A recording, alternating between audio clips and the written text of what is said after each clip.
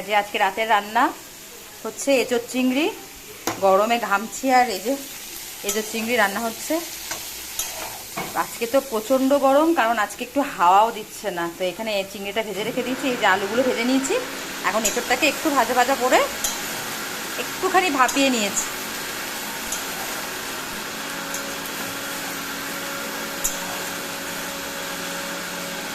একটু লাল লাল হলে নামিয়ে দেবো।